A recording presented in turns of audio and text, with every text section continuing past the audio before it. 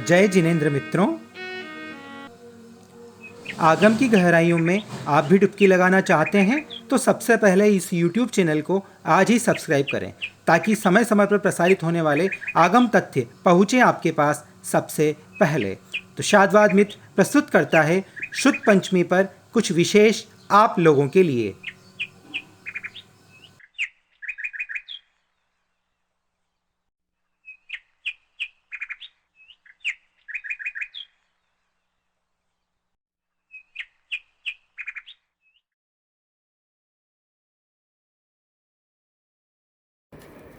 बोलो आदिनाथ भगवान की जय। परम पूज्याचार्य योगेंद्र सागर जी महाराज की जय। बंधुओं, ज्येष्ठ शुक्ला पंचमी को हमारा महान पर्व शुद्ध पंचमी आने वाला है। हम उसी विषय में आज चर्चा करते हैं।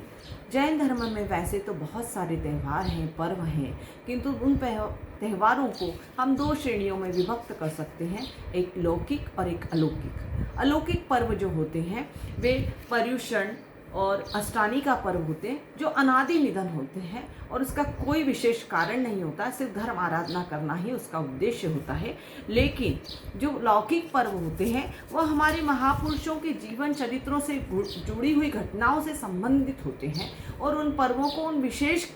काल में ही घटित होती है घटनाएं और उनसे जोड़कर मनाया जाता है। शुद्ध पंचमी का जो पर्व है वो भी इसी तरीके से है, क्योंकि भगवान महावीर के निर्वाण के पश्चात 683 वर्षों तक हमारे शुद्ध केवली और अनुबद्ध केवलियों ने भगवान की वाणी को श्रोत्र रूप में सुरक्षित रखा और एक आचार्य से दूसरे आचार्य तक वो उसको बराबर प्रवाहित करते रहे,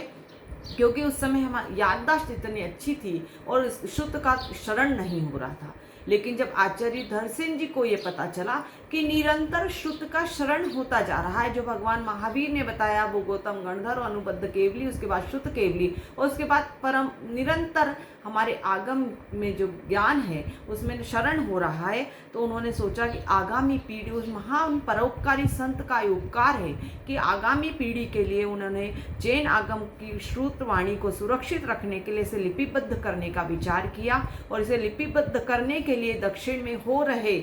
युग प्रतिक्रमण में वहाँ आचार्यों के सम्मेलन में दो आचार्य हरद बलि को दो शिष्य भेजने का आग्रह लिखा और उन्होंने अपने दो योग्य शिष्य, सभी प्रकार से योग्य शिष्यों को आचार्य पुष्पदंत और आचार्य भूतबली को आचार्य धरसेन जी स्वामी के चरणों में भेजा। और जिस दिन वे यहाँ पर पहुँचे, आचार्य श्री धरसेन स्वामी जी ने उन दोनों की मंत्र सिद्धि के माध्यम से उनके ज्ञान की, उनकी विवेक की परीक्षा ली और जब वे दोनों उस परीक्षा में उत्तीर्ण हो गए तो उन्होंने अपना संपूर्ण ज्ञान उन दोनों शिष्यों को सिखा दिया और उन्हें आदेशित किया कि आप इसे लिपिबद्ध करके आगामी पीढ़ी के लिए सुरक्षित करें। दोनों शिष्य आचार्य भूतबली और पुष्पदंत जी ने अंकलेश्वर में जाकर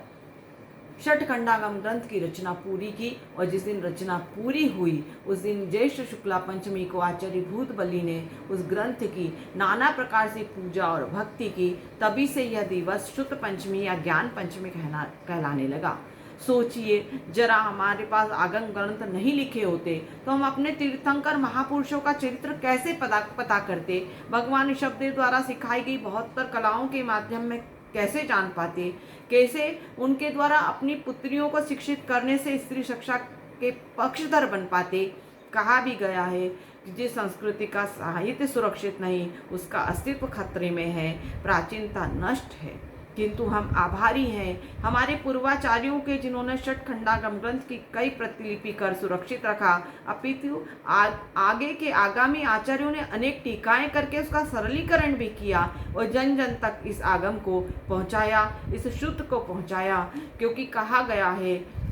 कि अंधकार है वहाँ जहाँ आदित्य नहीं और मुर्दा है वह देश जहाँ साहित्य नहीं। बिना साहित्य के हमारा कोई अस्तित्व नहीं, हमारी कोई पहचान नहीं है। किंतु हम सौभाग्यशाली हैं कि हम भगवान महावीर के शासन काल में रहकर उनका साक्षात दर्शन तो प्राप्त नहीं कर पा रहे हैं, किंतु उनके अनुगामी साधुओं का दर्शन हम करके उनकी छवि को लख लेते हैं। उनके द्वारा प्रणीत वाणी का हम रसपान कर रहे हैं, क्योंकि कहा है कि भगवान महावीर हमारे बीच में नहीं है, इसका जरूर गम है, लेकिन आगम के रूप में उनकी वाणी हमारे बीच में, ये क्या कोई कम है?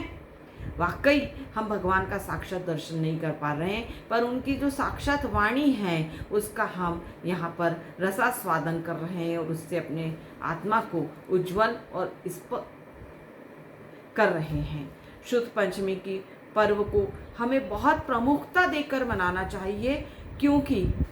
यदि हमारे पास हमारा आगम सुरक्षित नहीं है, हमारा ज्ञान सुरक्षित नहीं है, तो फिर हम अपने धर्म के अस्तित्व को सुरक्षित कैसे रख सकते हैं, हम अपने आगे के जीवन को धर्ममय कैसे बना सकते हैं। आजकल शुद्ध पंचमी पर्व प्रतिवर्ष मनाया जाता है, लेकिन सिर्फ औपचारिकताएं पूरी करती हैं, क्योंकि शुद्ध पंचमी के दिन शुद्ध की पूजा कर लें, कुछ ग्रंथ छपा के वितरित करा दें, वेस्टर्न बदल दें, आदि आदि, कोई एकाध नाटिका इत्यादि करके मनोरंजन कर लें। लेकिन वास्तव में शुद्ध पंचमी मनाने का अर्थ यह है कि हम स्वाध्याय की परंपरा को डालें, हम बच्चों के अंतर्गत पाठशाला की परंपरा को डालें, क्योंकि जब तक हमारे मूलभूत सिद्धांत हमारे बच्चों के मन में, हमारे श्रावकों के मन में, हमारे गृहस्थों के मन में नहीं आएंगे, तब तक हम जैन धर्म को भूलते चले जाएंगे। जैन धर्म के मूल में ही भूल हो जाएगी, फिर हम किस जैन धर्म को सुरक्षित रख पाएंगे। इसलिए हमें जैन धर्म के मूल सिद्धांतों को परिचित कराने के लिए बहुत ज़्यादा आवश्यक है कि हम उसके साहित्य में, हमारे आगम के अंदर जो लिखी हुई बातें हैं उसको हमारा प्रत्येक व्यक्ति जाने, उसको समझें। और बहुत सारे हमारे अंदर इसके अंदर प्रश्न उठते हैं, बहुत सारी शंकाएं, जिज्ञासाएं उठती हैं, पर यदि हम स्वाध्याय प्रतिदिन करते हैं तो उन शंकाओं का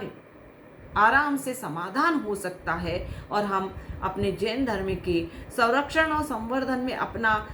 योगदान दे सकते हैं, क्योंकि ज्ञान के बिना कुछ भी नहीं है। पंडित दौलत राम जी ने छैडाला के अंतर्गत कहा है कि ज्ञान समान न आन जगत में सुख को कारण, यह परमामृत जन्म जरामृत रोग निवारण। इसलिए शुद्ध पंचमी के पावन पर्व पर यह हम संकल्प करें कि हम प्रतिदिन भले ही एक पेज नहीं हो तो आधे पेज का स्वाध्याय करें और जैन धर्म के मूलभूत सिद्धांतों को मूल ग्रंथों के माध्यम से समझें, क्योंकि जो नए नए ग्रंथ हो रहे हैं वे हमारे अंदर बहुत सारी दुविधाएं प्रकट कर रहे हैं। तो हम मूल रूप में जो ग्रंथ हैं, मैं मूलभूत ग्रंथ यानी समय सार या मूलाचार, इन ग्रंथों की बात नहीं कर रही हूँ मैं। आप गृहस्थ हैं तो प्रथमानुयोगों के ग्रंथ ही पढ़ें, लेकिन मूल आचार्यों द्वारा जो प्रणीत ग्रंथ हैं उनका स्वाध्याय करें, ताकि आपके मन की सारी दुविधाएं समाप्त हो, आपका सम्यक दर्शन पुष्ट हो। क्योंकि प्रथमानुयोग जब हम पढ़ते हैं तो उसके अंतर्गत हमें बहुत सारे उपसर्गों का परिचय मिलता है, बहुत सारी कठिनाइयों का परिचय मिलता है, लेकिन साथ में परिचय मिलता है कि जिन दर्शन पर उन गृहस्थों ने, उन मुनियों ने अपने सम्यक्त्व को खंडित नहीं होने दिया और उसके परिणाम स्वरूप उन्होंने बहुत अच्छे फल प्राप्त किए हैं। जय अदु शुद्ध देवता शुद्ध पंचमी पर्व की जय हो। आप सबको इसकी बहुत बधाई। जय जिने।